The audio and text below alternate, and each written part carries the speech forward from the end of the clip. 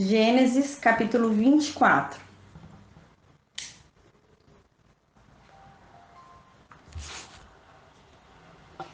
A gente viu no capítulo anterior que a morte de Sara, né? Nós acabamos vendo sobre a morte de Sara, que ela veio a falecer com 127 anos. Deu interferência aqui, eu vou sem o microfone mesmo. Hoje é o Gênesis 24. A gente viu no capítulo anterior que Sara, né, morreu com 127 anos de idade, né, nova, né, para aquela época, né, Abraão vai falecer com 170 e pouco, né, então Sara morreu até nova, né, com 127. E que a gente viu também que Abraão comprou uma sepultura em Hebrom para Sara, né, para que Sara fosse sepultada, né? Então ele comprou uma sepultura em Hebrom, né? De frente ali para Manre, né? Onde tinha os carvalhais de Manre. Ele comprou uma sepultura ali, a gente viu em Macpela, né? Acabou tendo que comprar o campo de Efron também. Comprou a sepultura da caverna de Macpela. Aí agora a gente vai ver o capítulo 24, versículo 1. E Abraão era velho e bem avançado em idade, e o Senhor e Deus havia abençoado Abraão em todas as coisas. Aqui quando fala que Abraão era bem velho, bem avançado em idade, aqui neste momento Abraão tinha 140 anos. A gente vai conseguir ver que Abraão tinha 140 anos porque vai revelar mais para frente a idade que Isaac casou. Como aqui está se referindo a este momento, a essa fase, então a gente consegue saber a data de quantos anos Abraão tem, considerando que a gente sabe quantos anos ele tinha quando Isaac nasceu. Então, como Isaac vai se casar com 40 anos, então Abraão aqui tinha 140 anos. Então é a Bíblia que fala, né, que ele era já bem velho e avançado na idade, ele já tinha 140 anos de idade.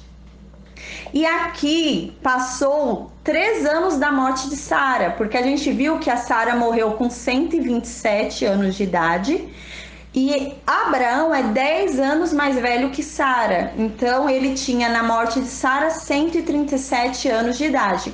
Então aqui passou 3 anos da morte de Sara. Aí aqui no final do versículo 1 a gente vê que a Bíblia fala o seguinte: e o Senhor havia abençoado Abraão em todas as coisas. Aí a gente se questiona, né? A gente pergunta como Deus tinha abençoado Abraão em todas as coisas se a mulher dele tinha morrido, né? E levou a mulher dele tão nova, né? Que bênção essa que levou a mulher dele tão nova. A gente, né, tende a ter uma aversão pela morte. A gente acha que morte é castigo, né? As pessoas acham que morte é castigo, que se morreu é porque alguma coisa tinha. A gente falou isso na aula passada, né? Que condenam muito Sara, né? Questionam muito Sara. Porém, o mais óbvio aqui, pelo que a gente vê na palavra, realmente é que a morte de Sara cedo foi um plano de Deus para que Isaac cumprisse a promessa, porque imagina se Abraão e Sara vivessem até 180, 190 anos, 200 anos, e como que ia vir Jesus Cristo, que Jesus Cristo estava vindo por meio da descendência de Isaac, e Isaac ainda ali com o pai e com a mãe. Ele parecia que não queria casar tão cedo, ele queria ficar com o pai e com a mãe dele. Então realmente parece que foi uma providência de Deus, né, para que ele se encorajasse a casar.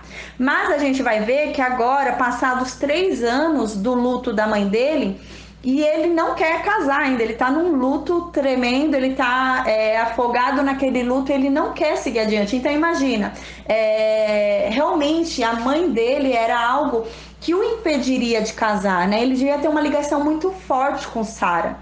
E imagina ainda, né, Sara, depois de 20 e poucos anos de espera para receber a promessa dela, o filho dela da velhice, e depois que Abraão ainda falou que levou Isaac para sacrifício, quase o matou. Então eu imagino que essa super proteção de Sara deva ter aumentado ainda mais, né? Então, a gente vê que talvez essa morte de Sara, talvez não, com certeza essa morte de Sara foi uma providência de Deus. Então, não é porque a mulher de Abraão morreu que ele não foi abençoado. Aqui a Bíblia deixa muito clara. E Deus havia abençoado Abraão em todas as coisas, né? Então, assim, a morte, ela não é bem vista porque as pessoas não entendem o que vem depois da morte, né? Porém, quando a pessoa compreende o que vem depois da morte, crê na salvação e a pessoa entende que há uma eternidade de alegria com Cristo, a pessoa não enxerga mais a morte dessa forma, né? Então, realmente, aqui na Bíblia fala que Abraão foi abençoado em todas as coisas. Então, o fato da mulher dele ter morrido não significa que Deus o amaldiçoou. Deus estava abençoando ele em todas as coisas. Porém, uma fase normal da vida é a morte. É uma fase, nós nascemos para morrer, né? Nós não somos eternos. Então, não significa que ele não tenha sido abençoado. Ele foi abençoado. Porém, é um percurso natural da vida, talvez tenha sido acelerado, tenha sido antecipado por conta da promessa, né? Isaac precisava casar, Isaac precisava gerar um filho, e Deus tinha um propósito na vida de Isaac, porque a mulher de Isaac também vai ser estéril. Então imagina se Isaac casa muito velho e a mulher já também ainda passa um tempo de esterilidade, então tinha um propósito ali, né? Então, talvez o excesso de zelo de Sara tenha levado mais cedo para liberar o filho dela para prosperar, né? Porque abençoar significa liberar para prosperar. Porém, Sara não estava liberando Isaac. Sara, não por maldade, mas pelo excesso de zelo, não estava liberando o filho dela para prosperar. Porque o filho dela, para prosperar, ele tinha que seguir adiante para que a promessa se cumprisse sobre a vida dele. E a promessa era sobre a descendência. Porém, o primeiro passo para ele ter uma descendência era casar, mas ele já estava com 40 anos de vida e não era casado. Então, e a gente vê que ele não tinha também tanta pressa em casar. Aí agora no versículo 2. E Abraão disse ao servo mais velho de sua casa, que governava sobre tudo o que ele tinha: rogo-te que ponhas tua mão debaixo da minha coxa. Então aqui Abraão fala para o servo mais velho da casa dele. A gente crê que seja Eliezer, né? Porque Eliezer já está há muito tempo na história, desde ali de Arã, né? Porque ele era de Damasco, né? Então ele provavelmente ali no percurso de Ur até Arã, eles devem ter conhecido ali Eliezer e ter levado Eliezer para Arã. Então, provavelmente era Eliezer. E também um outro fato indicativo de que era Eliezer é que aqui fala que era um homem de extrema confiança de Abraão, porque esse homem tinha governo de todos os bens de Abraão. Então era um homem de extrema confiança, né? Que governava todos os bens de Abraão. O que realmente Eliezer era, porque tem até um momento na Bíblia que Abraão fala, o meu herdeiro vai ser Eliezer. Então realmente Eliezer era um homem de confiança de Abraão. Antes da promessa era Eliezer que ia ficar como herdeiro de Abraão. Porém depois da promessa, aí se cumpriu a promessa e veio Isaac. Aí no finalzinho do versículo fala: rogo-te que ponhas tua mão debaixo da minha coxa. A gente vê uma particularidade aqui. A gente vai ver só 2 momentos em que há esse tipo de juramento de colocar embaixo da coxa. Esse juramento é feito agora, quando Abraão pede para Eliezer colocar a mão dele embaixo da coxa dele e jurar sobre o Deus, pelo Deus de Abraão. E a gente vai ver mais para frente quando Jacó pede para José colocar também a mão sobre, embaixo, né, embaixo da coxa dele para fazer um juramento.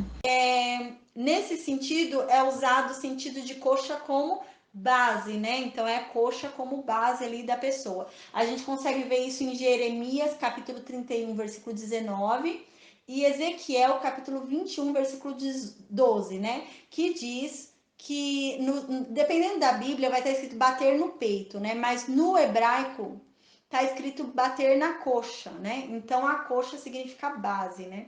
Então, é como se ele estivesse pedindo para a pessoa jurar ali, né?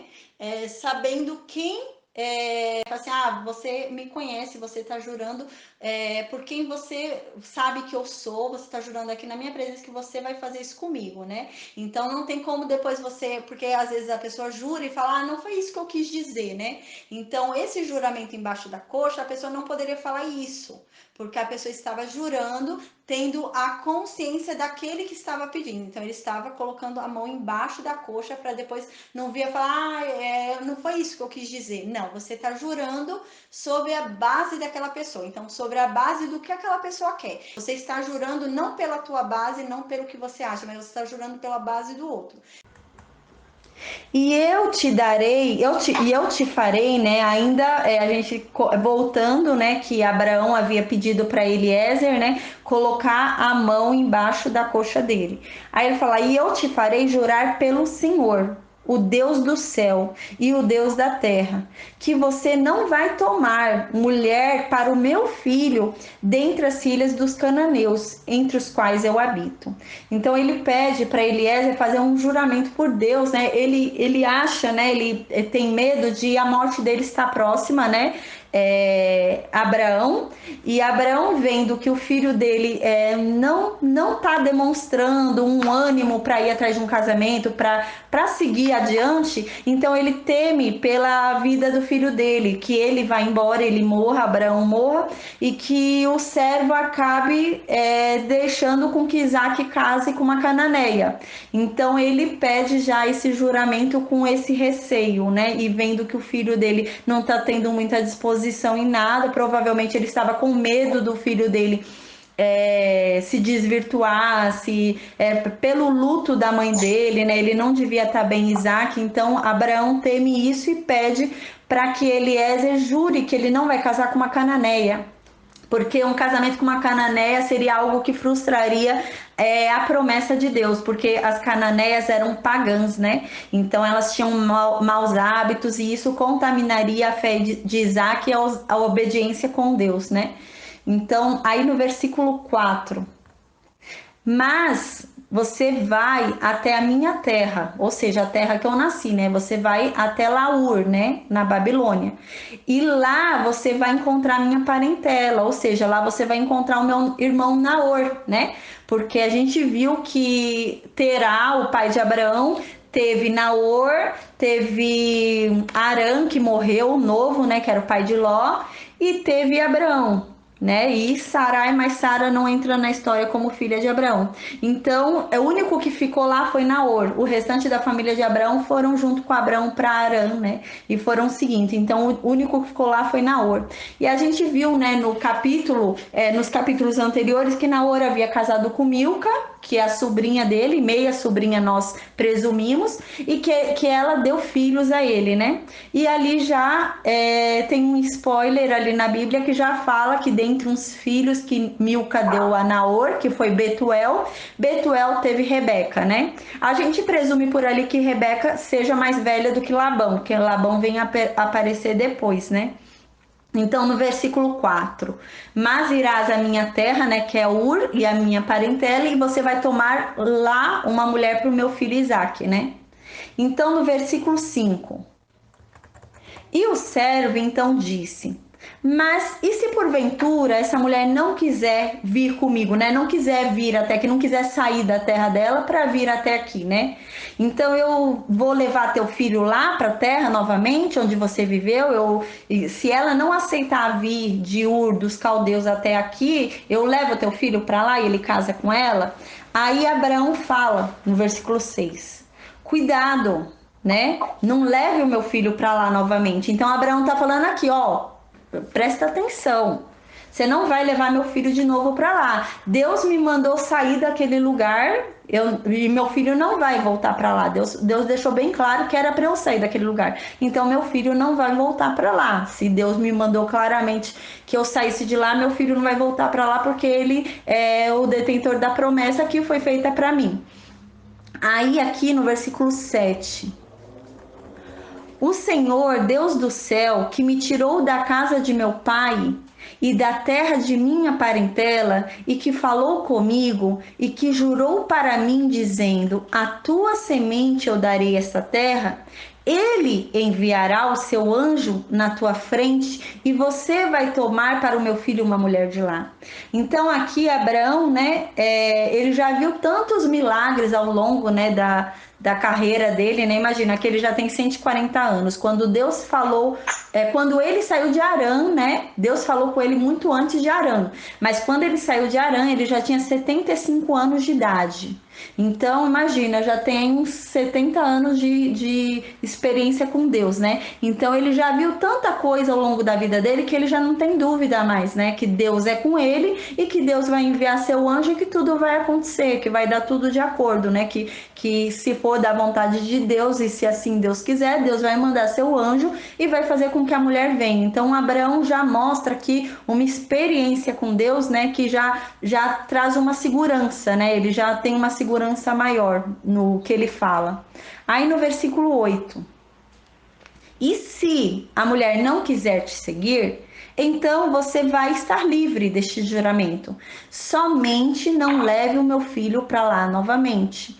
Então aqui a gente vê, né, mais uma vez a confiança de Abraão, né? Aquele homem que temeu, né, quando demorou muito tempo, e ele temeu e se deitou com a serva da sua mulher, agora ele confia o bastante que se a mulher da família dele não quiser vir, Deus vai dar um jeito.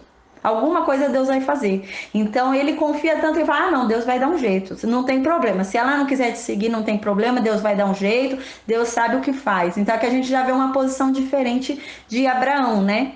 E aí aqui ele fala, ele deixa bem claro: somente não deixe o meu filho voltar para aquele lugar. Se a mulher não quiser voltar com vocês, não tem problema, mas somente não deixe o meu filho voltar para lá. Então a gente já vê aqui um Abraão diferente, né? Aí no versículo 9: e o servo colocou então a sua mão debaixo da coxa de Abraão, o seu senhor, e jurou a ele acerca deste assunto. Então a gente vê que aqui Abraão toma toda a frente, fala com o servo, e a gente vê que Isaac aparentemente não está aqui no meio do assunto, né? Isaac aqui já tem 40 anos, já tinha idade também para tomar a frente, para pelo menos negociar junto, né? Mas ele não está ali. Então a gente realmente presume o quê? Que ele, até pela forma como vai ser feito o casamento, a gente presume que ele não tinha ânimo para nada. Ele devia estar envolto num luto que ele não tinha ânimo para nada. Então Abraão começou a ter medo, né? Porque Abraão falou: ai meu Deus, Isaac já tem 40 anos de idade, ainda não arrumou uma mulher, nada, né? Então Deus prometeu uma descendência numerosa, mas Isaac tem que fazer a parte dele também, né? Tem que casar, senão como que Deus vai mandar um filho se Isaac não casar? Então Abraão, a gente vê que Abraão começa a tentar fazer o que é cabível, dentro do possível, da humanidade, do humano fazer, né? Aí no versículo 10: e o servo tomou 10 camelos dos camelos do seu senhor e partiu. Ele tomou 10 camelos para ser uma quantidade já boa para voltar com os bens da moça e com a moça, né? Então ele já 10 camelos era bastante, né? Então ele já foi com uma quantidade boa para voltar com as coisas já tudo certinho para ela já vir e ser esposa de Isaac. Pois todos os bens de seu senhor estavam em suas mãos. Então aqui repete mais uma vez que ele tinha o domínio de todos os bens de Abraão, né? Então quantos ele quisesse pegar, ele pegava. Abraão confiava nele cegamente. E ele se levantou e foi à Mesopotâmia, né? Ele foi para a cidade de Naor, que é em Ur. Então o servo pegou os camelos e junto, além dos camelos, a gente vai ver mais para frente, é que aqui não fala, mas não foi ele sozinho com 10 camelos. Ele levou consigo alguns homens também, né, para ajudar com relação aos camelos tudo. Então eles foram todos lá para Ur para encontrar a família de Naor.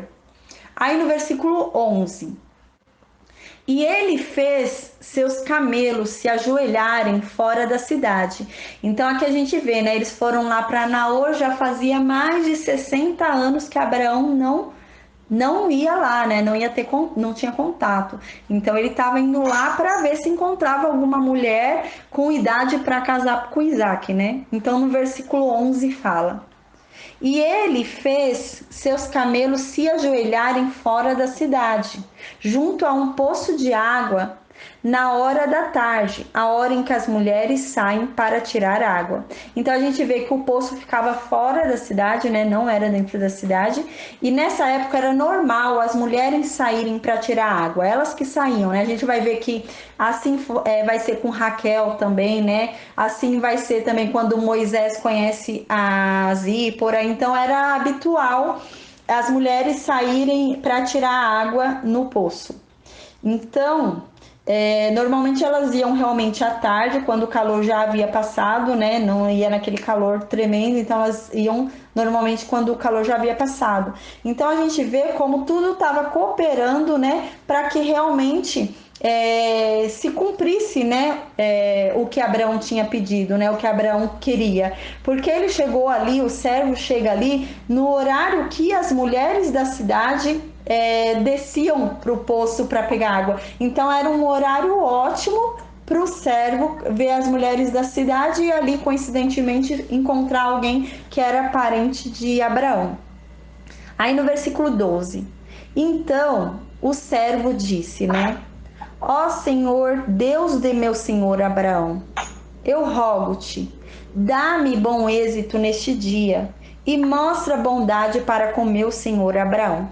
Então aqui a gente vê que esse servo, né, ele era de Damasco e lá era uma cidade pagã. Mas como ele seguia Abraão, a gente vê que ele já sabia orar, né? Ele já aprendeu, né? Então a gente vê que Abraão era realmente um pastor do seu povo. Porque a gente vê como ele fala com Deus, né? Como ele fala com Deus aqui e como ele sabe fazer uma oração, né? Então Abraão provavelmente deva ter ensinado ele, né, a se comunicar com Deus.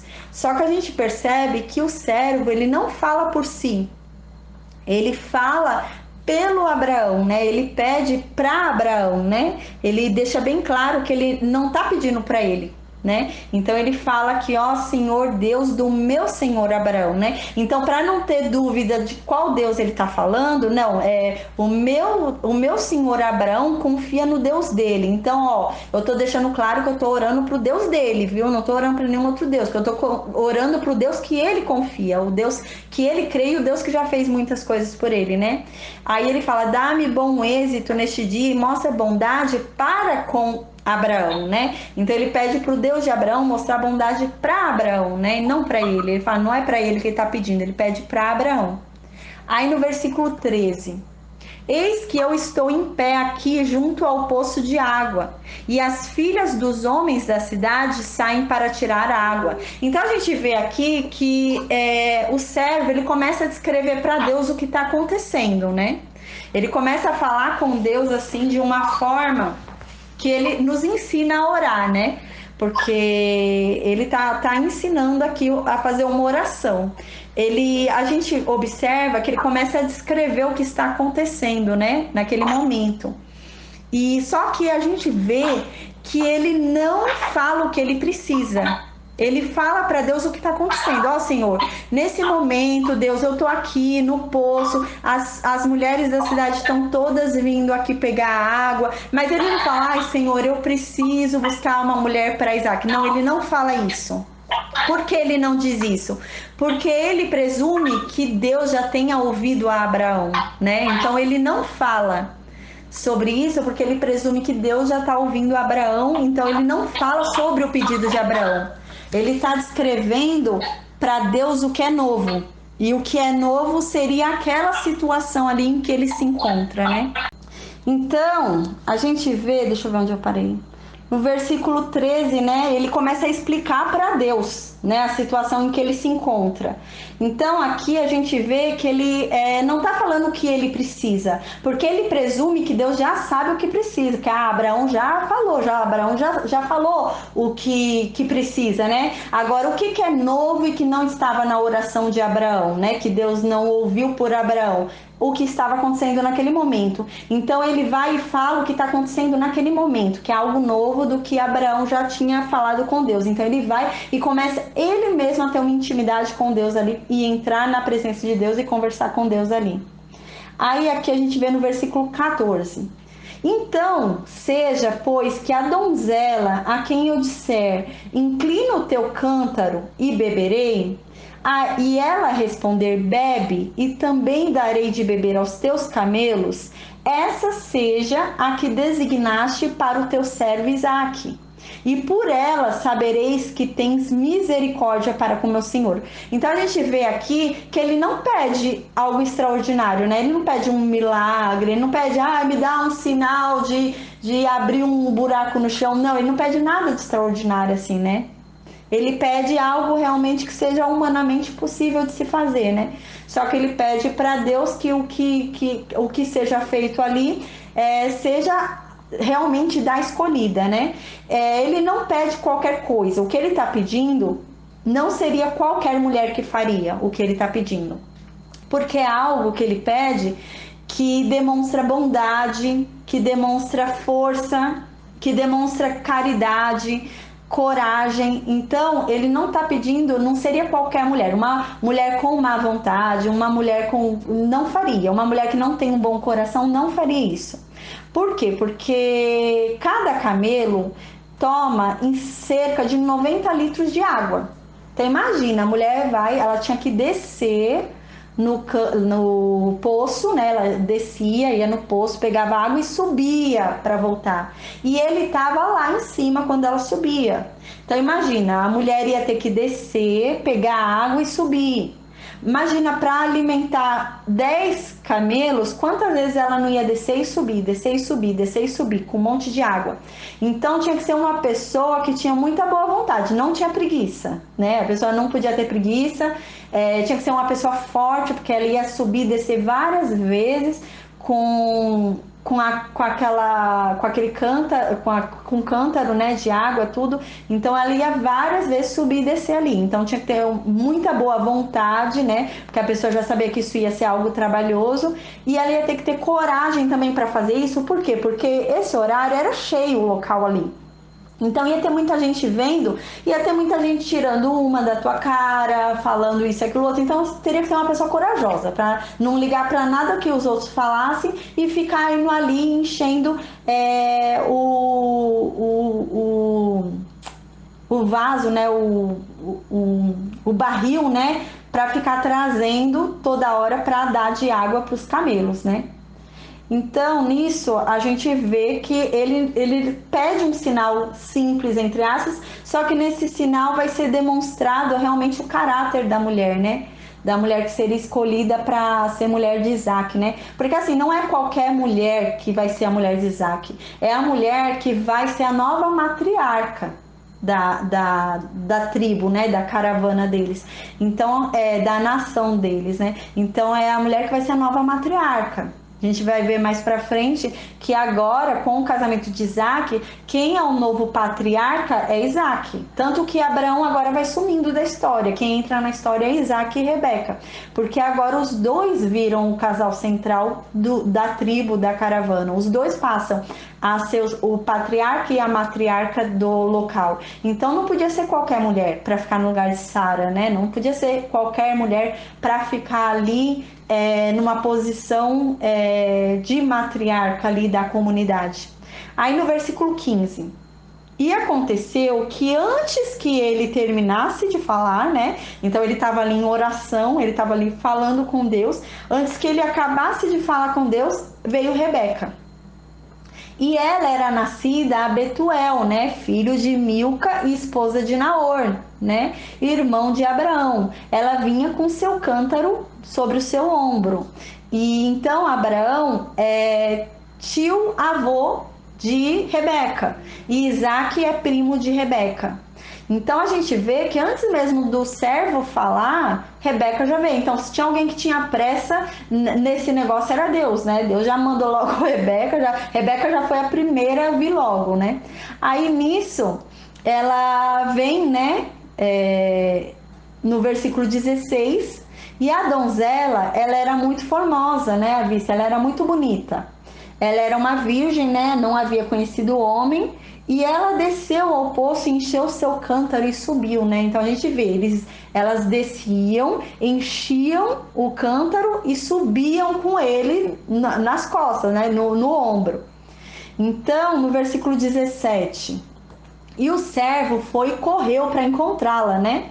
Ele havia falado o quê? Falou assim, ai Senhor, aquela que eu pedir água, né, do cântaro dela, ela for lá embaixo, ela descer, encher o cântaro dela, subir, e eu pedir água, ela me der água, e ela se oferecer para pegar água para os meus 10 camelos, que seja essa escolhida para o senhor Isaac, né, para o meu senhor Isaac.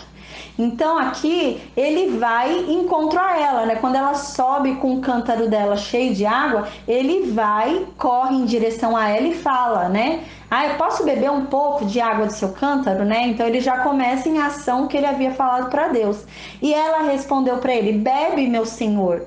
E ela se apressou e abaixou seu cântaro sobre sua mão e lhe deu de beber. Então ela deu de beber a ele e ela chama ele de meu senhor, né? Não era normal você chamar as pessoas de meu senhor nessa época, só quem realmente tinha alguma importância, né? Então ela olhando aquela comitiva dele, aquele monte de camelo, ela presumiu que ele era um homem importante. Então por isso que ela chamou ele de meu senhor.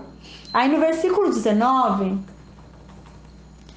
E acabando ela de dar de beber ao servo de Abraão, né, ao homem, ela disse: eu vou também tirar água para os seus camelos, até que eles tenham bebido, né? Então ela faz exatamente de acordo com o que ele havia pedido para Deus, né, com o que ele havia falado.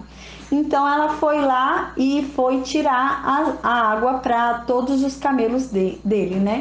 Aí no versículo 20... E ela se apressou e esvaziou o seu cântaro no bebedouro. E correu várias vezes para o poço para tirar água e tirou para todos os seus camelos. O bebedouro é um local grande, né, que ficava assim no chão, uma madeira grande, que os animais bebiam nesse lugar. Então o que aconteceu? Quando ela deu água para ele no cântaro dela, ela falou: vou dar também para seus camelos. Ele já tinha terminado de beber, o cântaro dela ainda estava com bastante água. Ela fez o quê? Pegou a água que estava no cântaro dela e jogou no bebedouro. Era um bebedouro que os animais bebiam nesse lugar, né? Você jogava água nele, é como se fosse um lugar grande mesmo para animais beber ali. E ela jogava ali a água, né, naquele reservatório, que era provavelmente de pedra. Nessa época eles trabalhavam muito com pedra, né? E os animais bebiam. Aí nisso, imaginemos, né, que ela deva ter ido muitas vezes lá embaixo, né, e subido, descido, subido muitas vezes, né? Ela tinha muita disposição, né, muita força.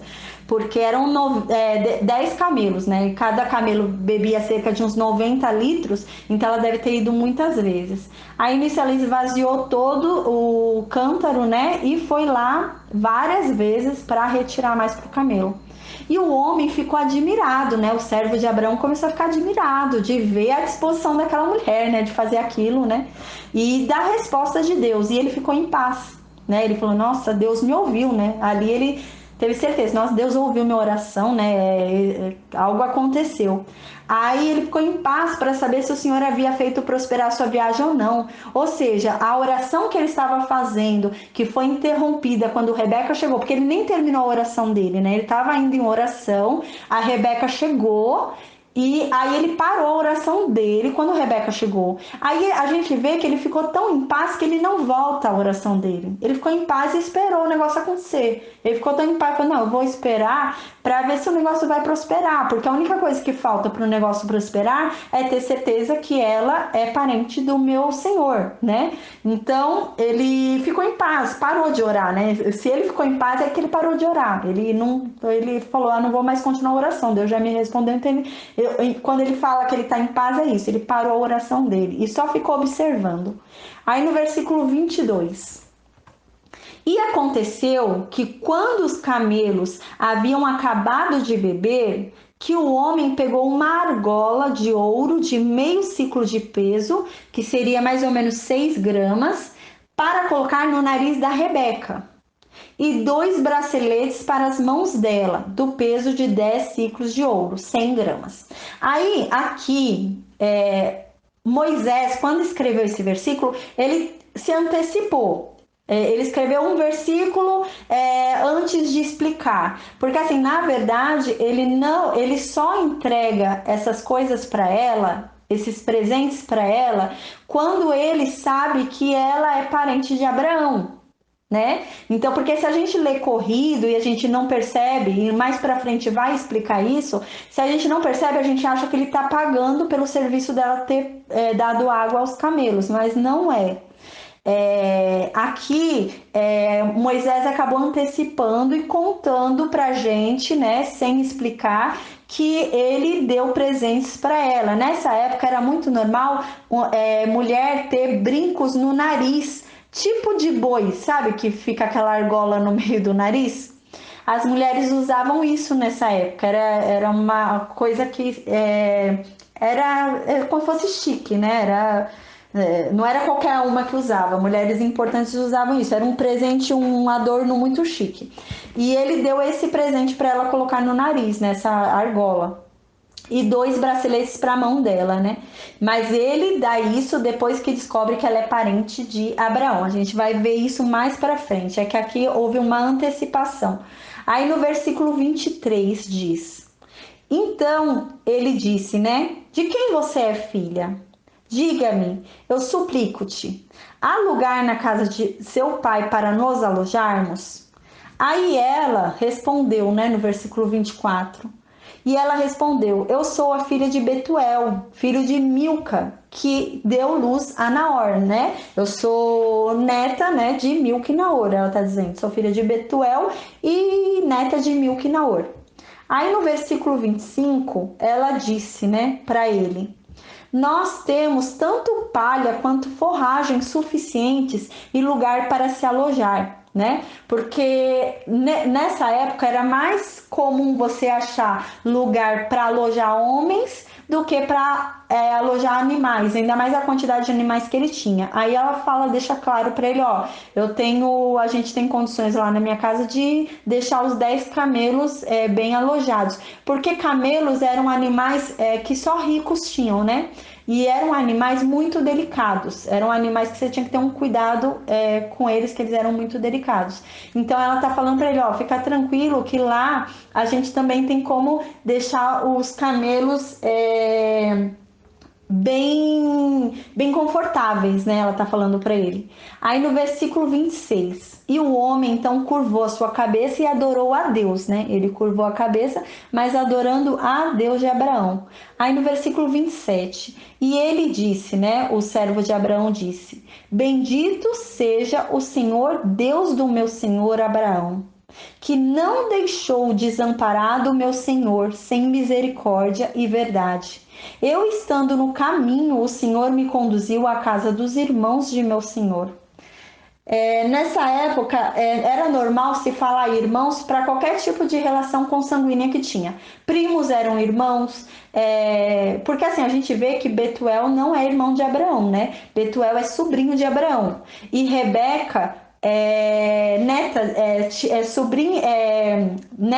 sobrinha de Abraão, né? Porque Abraão era tio, né? Tio de Betuel. Então a gente vê que ele não era irmão de Betuel, mas eles falavam isso, eles falavam irmãos também para qualquer relação. Tanto que a gente vai ver mais para frente que Isaac vai falar que ele é irmão de Rebeca. Mas irmão não no mesmo termo que Sara e Abraão falava, mas irmão no termo que eles usavam para falar que eles são todos irmãos porque são todos do mesmo sangue, né? Então, no versículo 28, e a donzela, né, correu e contou aos da casa de sua mãe estas coisas que aconteceram, né? Então, Rebeca correu na frente, né, e foi contar para a mãe dela, né, tudo que havia acontecido, que o homem estava cheio de animais, ele ia vir bem devagar atrás, né? E ela saiu correndo na frente para ir contar. Aí no versículo 29 fala, né? Já começa a contar sobre Labão, né? Aqui no versículo 29 a Bíblia já dá indícios pra gente do caráter de Labão, né? De como Labão porque ele vai ser um personagem muito importante depois com Jacó. Então já começa a dar indícios do caráter dele aqui. Aí no versículo 29, e Rebeca tinha um irmão, e seu nome era Labão. e Labão correu até o homem junto ao poço. Então a gente vê, né, que Labão aqui já dá alguns indícios, né? Ela chegou, contou tudo para a mãe, para o pai, deve ter contado entusiasmada, mostra aqui mais para frente que ele viu os braceletes, viu os presentes que ela ganhou, né? Então assim, ele ouviu a história, se encorajou e saiu correndo, né? Então a gente já começa a ver um pouquinho os indícios de quem é Labão, né? Do que Labão vai fazer para Jacó. Por que Labão vai fazer isso para Jacó? Porque aqui já dá indício, né? Então no versículo 30 fala, deixa bem claro, tem até um certo tom de ironia para falar sobre Labão no versículo 30.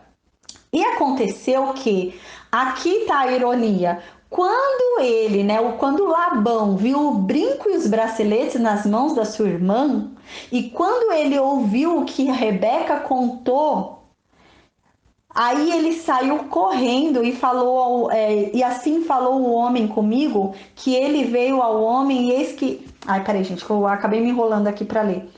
E aconteceu que quando ele viu o brinco e os braceletes nas mãos da sua irmã, e quando ele ouviu as palavras de Rebeca, sua irmã, dizendo: Assim falou o homem comigo, que ele veio ao homem, e eis que ele estava em pé junto aos camelos diante do poço. Então aqui deixa bem claro, né? Fala assim: olha, quando ele viu o brinco, quando ele viu os braceletes, quando ele ouviu tudo que a Rebeca falou, ele saiu correndo, não esperou nem Rebeca terminar de falar. Ele saiu correndo e foi lá ver o homem no poço. Então, aqui já começa a dar uns certos indícios de quem é Labão, né? Que ele é avarento, que ele dá bastante importância para bens e tal. Começa já a mostrar pra gente quem seria Abraão que vai entrar na história, né?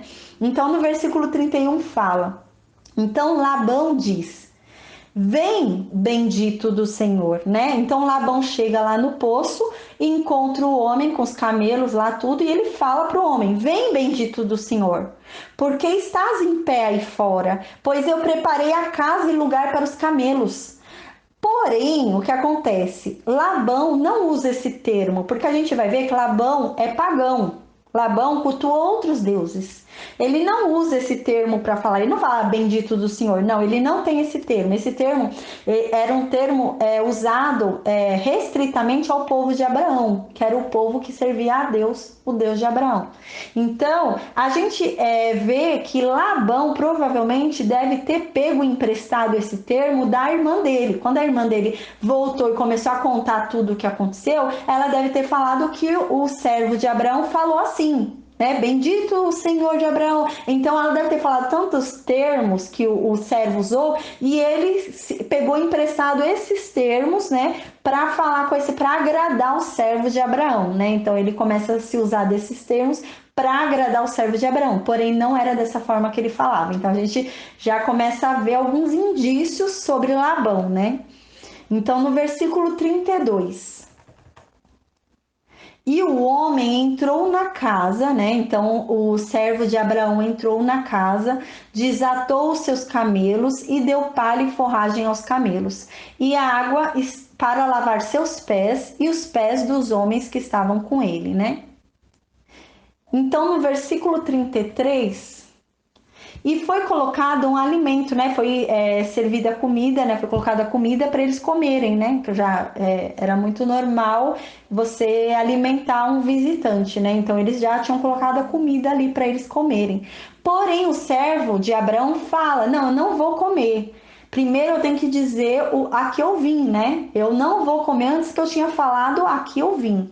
Por quê? Porque nessa época era normal deixar o visitante comer, você não podia fazer interrogatórios, né? Você tinha que deixar o visitante comer até ele se satisfazer, quisesse repetir, repetia, até ele se satisfazer. Aí quando ele terminasse, quando toda a comida fosse retirada do local, né, de alimentação, quando tudo fosse retirado ali, aí você podia fazer um interrogatório, você podia fazer perguntas, mas durante a comida não poderia. Então, para evitar qualquer conflito, porque poderia acontecer que quando o servo falasse o nome de Abraão, às vezes podia ter algum conflito familiar e poderia ter algum impedimento para a hospitalidade, podia ter pensou expulsar ele ali, não se dão bem com Abraão, expulsar ele dali. Então, antes de acontecer qualquer coisa desse tipo, ele preferiu falar primeiro, né? Então ele vai e já quer falar. Então Labão fala para ele, fala, né? E no versículo 34 a gente vê que ele começa a falar: Eu sou o servo de Abraão, e o Senhor abençoou o meu senhor Abraão grandemente, e ele tornou-se grande. E ele lhe deu rebanhos, lhe deu gado, lhe deu prata, lhe deu ouro, lhe deu servos, lhe deu servas, lhe deu camelo, lhe deu jumentos. Qual a intenção do servo aqui? A intenção do servo aqui é a primeira coisa de mostrar para eles que um casamento com Isaac é algo que vale a pena, porque ele quer mostrar para eles que Isaac é um partidão, né? Que Isaac tem muitos bens, que Isaac vai ser o herdeiro de tudo isso. Então, olha, ele é um partidão, ele tem muita riqueza. Então, esse é o objetivo dele nesse versículo, de mostrar que um casamento com ele compensa, né? Com Isaac compensa. Então, primeiro ele começa a vender assim as condições materiais que Isaac pode proporcionar para Rebeca. Aí no versículo 36, e Sara, né, ele continua falando, e Sara, esposa do meu senhor, deu um filho a meu senhor. Aqui mais uma vez a gente vê ele falando de Sara com carinho, né, no versículo 36, e fala de Sara como esposa de Abraão. Então, mais uma vez, a Bíblia deixa claro que Sara estava com Abraão no momento de sua morte, não estava separada, como nós vimos na aula anterior. Então, e Sara, esposa de meu senhor, deu um filho a meu senhor quando ela já estava velha, e a ele deu ele tudo que possui. Então, aqui ele já deixa bem claro, né? Fala, olha, o pai dele é muito rico, o pai dele ainda é vivo, a mãe dele já morreu, ó. Mas o pai dele é muito vivo, o pai dele é muito rico, né? Mas, ó, o pai dele já deixou claro que vai deixar tudo para ele, os bens, viu? Então compensa casar com ele. Então primeiro ele faz isso, né? Ele tá vendendo peixe, né? Primeiro ele tenta vender assim, Isaac, né? Que Isaac é um partidão para se casar. Aí no versículo 37, e meu senhor me fez jurar dizendo, né? Abraão me fez jurar dizendo: Você não vai tomar mulher para o meu filho Isaque dentre as filhas dos cananeus em cuja terra eu habito. Mas você vai à casa do meu pai e à minha parentela para tomar uma mulher para o meu filho. E eu disse ao meu senhor: E se porventura a mulher não quiser me seguir? Então aqui o servo começa a repetir todo o diálogo que ele teve com Abraão, né? Para criar uma emoção ainda maior na história, né? Aí ele fala: E eu disse ao meu senhor: E se porventura a mulher não quiser me seguir? Então aqui ele já explica toda a história e ele já fala também qual é o fim. Se ela não quiser me seguir, não tem problema, eu vou embora. Ele já começa a explicar tudo. E também ele já deixa bem claro: ó, se ela gostou dele, se ela se interessou, só que ela não quer sair daqui da Babilônia, não quer sair de Ur, ela acha que ele vai vir para cá, ele não vai vir não. Ele já deixa claro, né? Ele fala, ó, não vai vir não, meu senhor já falou que não é para eu trazer ele para cá. Então ele já vai deixando eles a par de tudo, né? Qual é a única saída que tem, né? Ou é dizer sim, ou é dizer não, mas ela sair dali, né? Se for sim. Aí no versículo 39. Então eu disse ao meu senhor: E se porventura a mulher não quiser me seguir? Então, no versículo 40, aí o Abraão disse, né? O Senhor, diante de quem eu ando, vai enviar um anjo contigo e prosperará o teu caminho.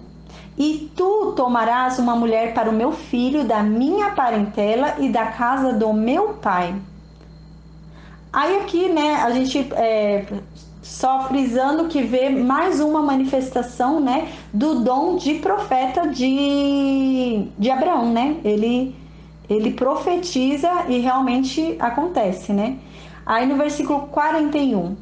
Então tu estarás livre deste meu juramento, quando fores a minha parentela, e se eles não te derem uma mulher, né, uma moça que queira vir, aí você vai estar livre do meu juramento. Aí no versículo 42. E eu vim neste dia para este poço e disse. Aí ele começa aqui a falar sobre a oração que ele fez para Deus. Ó Senhor, Deus de meu senhor Abraão, se agora tu fizeres prosperar o caminho que eu ando, eis que eu estou em pé junto ao poço de água, e acontecerá que quando uma virgem vier para tirar água, e eu disser para ela, dá-me, rogo-te, um pouco de água do teu cântaro para beber, e ela me disser, né, no versículo 44, beba tu, e eu tirarei também para os teus camelos.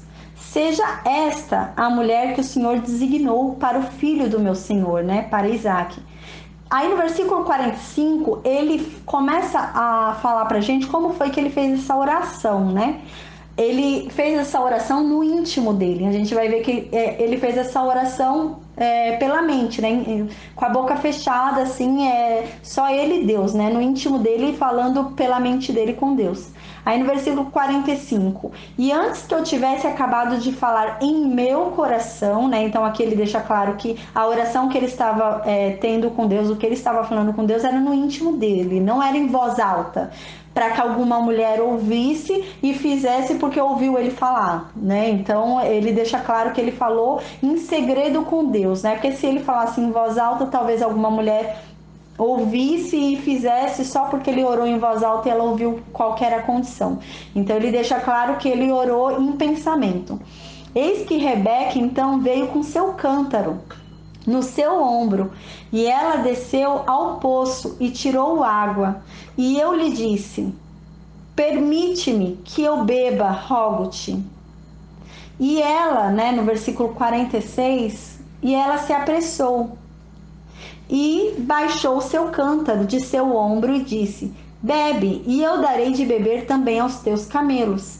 Assim eu bebi, e ela fez os camelos beberem também. Aí no versículo 47, e eu lhe perguntei e disse, de quem tu és filha? E ela disse, a filha de Betuel, filho de Naor, que Milca lhe deu. Aí eu coloquei o brinco, aqui a gente vê que ele colocou o brinco depois que ela falou, né? Aqui tá deixando bem claro a ordem da coisa.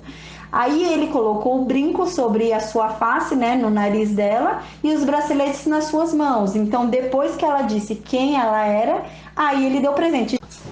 Então, aí no versículo 47 deixa claro, né, que ele só deu os presentes depois que ela se identificou, falou quem ela era. Aí no versículo 48 fala, e eu curvei a minha cabeça e adorei ao Senhor, e bendisse ao Senhor, Deus do meu senhor Abraão, que havia me conduzido no caminho certo para tomar a filha do irmão de meu senhor para seu filho. Aqui a gente vai ver mais um exemplo, né, que é usado a palavra irmão, quando não é irmão, mas é irmão por ser sangue, né? Sangue do meu Senhor. Então, eles usam a palavra irmão. Aí, no versículo 49... E agora, se quiserdes agir de forma bondosa e verdadeira com meu Senhor, diga-me. E se não for, também me diga, para que eu possa tomar uma decisão, né? Para ir para a direita ou para a esquerda, né? Se ela for casar com ele, fala. Se não for casar, você me fala também para eu saber o que eu vou fazer da minha vida, né? Se eu vou para a direita ou esquerda, o que eu faço? Então, no versículo 50, Labão e Betuel responderam, né, para o servo de Abraão. A coisa procede de Deus. A gente não vai te falar nem mal nem bem. É Deus que tá mandando, então a gente não vai te falar nada, leva ela, né? Vou eu falar não ou sim para Deus, né? Aí no versículo 51. Eis que Rebeca está diante de você, né? Eis que Rebeca tá aí. Pega ela e vai. E deixa que ela seja a mulher do filho do teu senhor, como o próprio Deus disse, né? Eles falam. Aí no versículo 52, e aconteceu que, quando o servo de Abraão ouviu as palavras deles, adorou a Deus, curvando-se até a terra. Aí no versículo 53, e o servo então trouxe joias de prata, joias de ouro, vestes e os deu a Rebeca. E ele deu coisas preciosas também ao seu irmão, o irmão de Rebeca e a sua mãe. Então ele entregou o dote, né? Ele pagou o dote de Rebeca, né? Que se pagava normalmente o dote da mulher nessa época. A gente vê que Labão está sempre envolvido, né, na negociação, né? lá em cima, Labão e Betuel falaram: se Deus está falando isso, a gente não vai falar nada. Agora a gente vê de novo, ele paga o dote para quem? Para o irmão e para a mãe. A gente não vê tanto Betuel à frente aqui, a gente vai ver ao longo desse final de capítulo que a gente não vê tanto Betuel à frente. A gente vê Labão bem à frente da negociação, né? E a mãe também, mas Labão mais ainda à frente.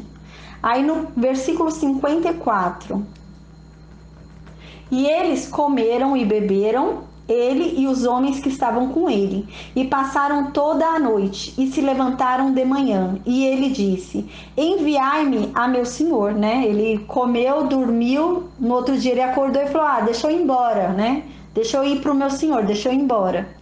Aí no versículo 55, Labão, né, mais uma vez toma a frente, né, e fala, né, Labão e a mãe dele, né?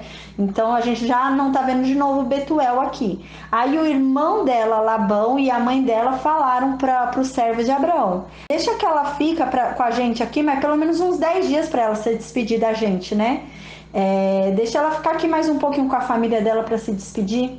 Aí no versículo 56, e ele, então, o servo de Abraão, disse: não me detenhais, vendo que o Senhor tem prosperado o meu caminho. Enviai-me para que eu possa ir ao meu senhor. Então aqui o servo de Abraão está falando o quê? Fala assim: tá bom, só não me detém aqui. Se ela quiser ficar, ela fica. Mas não me prenda aqui, porque Deus tem prosperado o meu caminho. Se Deus tem prosperado o meu caminho, então deixa eu terminar de fazer o meu caminho. E para eu finalizar o meu caminho, eu tenho que ir até Abraão para falar o que aconteceu durante o caminho. Porque, na verdade, Deus tem prosperado o caminho ao qual o meu Senhor me enviou. Então eu tenho que voltar ao meu Senhor e falar que o caminho foi prosperado, ao qual ele me mandou foi prosperado. Então ele fala isso, para eles não atrapalharem os caminhos de Deus. Fala: não, mas só não me detenha, porque Deus tem prosperado o meu caminho, eu tenho que finalizar o meu caminho. Eu ainda não cheguei até o percurso final, que é chegar ao meu Senhor e falar o que aconteceu aqui. Aí no versículo 57, então eles falaram: vamos chamar então a Rebeca, né? E vamos perguntar da boca dela o que ela quer, se ela quer ir embora agora contigo, ou se ela quer ficar mais 10 dias aqui e ir embora depois, né? Então eles foram chamar o Rebeca. E então disseram para ela: você quer ir embora agora com esse homem? Aí ela respondeu: sim, né? Eu vou agora com ele. Aí no versículo 59,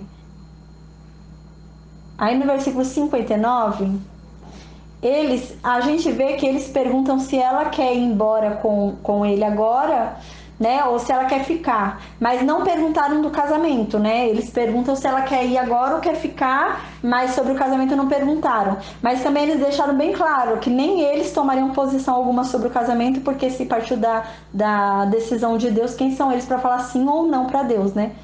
Só dá para falar amém, né? Aí versículo 59... e eles enviaram Rebeca, sua irmã, né, e sua ama, e o servo de Abraão e seus homens. Então aqui a gente vê mais uma vez que é Labão que está aí no meio, né, porque se refere a sua irmã, né. Então, se refere a sua irmã, provavelmente foi Labão e a mãe que enviaram Rebeca, né, o pai também não devia estar aqui não. Então fala aqui que eles enviaram Rebeca, sua ama, o servo de Abraão e os seus homens. Então a gente vê que Rebeca foi com uma ama, né? Rebeca levou uma ama para ajudá-la, né? Normalmente era uma criada que ficava próximo, né? Que era de confiança e ficava próximo, fazia serviços bem próximos, ficava sempre próxima a Rebeca, né? E era normal mulheres distintas, mulheres que tinham uma família importante, que tinham dinheiro, terem amas, né? Ela tinha como se fosse uma serva confidencial, né? Elas tinham um contato maior, como se fosse a Agar para Sara antes do acontecido, né? Aí no versículo 60, e eles abençoaram Rebeca e lhe disseram: tu és nossa irmã. Aqui mais uma vez como parente, né? Porque a mãe dela também falou, e o irmão dela, né? Tu és nossa irmã, né? Aqui irmã generalizado como parente.